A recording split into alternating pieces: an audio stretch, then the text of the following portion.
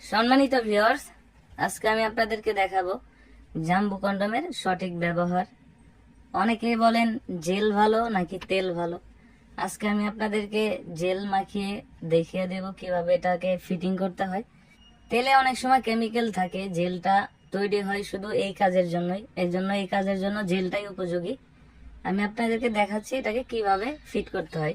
আজকে আমি আপনাদের জন্য একটা গাজর নিয়েছি, যেটার মাধ্যমে আমি আপনাদেরকে দেখাবো এটা কিভাবে ফিট করতে হয়।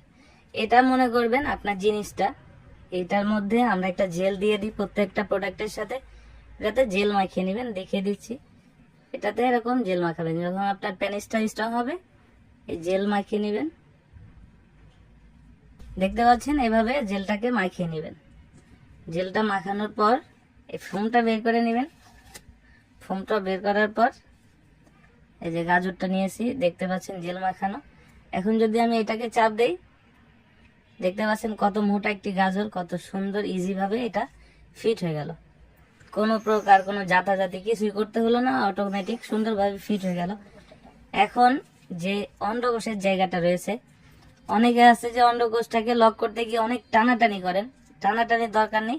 যে জেলটা আছে অন্ডকোষে একটু মাখিয়ে জাস্ট এখানে এই গোড়ার দিকে টান দিবেন, গোড়ার দিকে এদিকে একটু টান দিয়ে আপনার অন্ডকোষটাকে এদিক দিয়ে বের করে দিবেন। তাহলে কিন্তু আপনার প্রোডাক্টটা অনেক দিন আপনি ইউজ করতে পারবেন, 1.5-2 বছর ইউজ করতে পারবেন।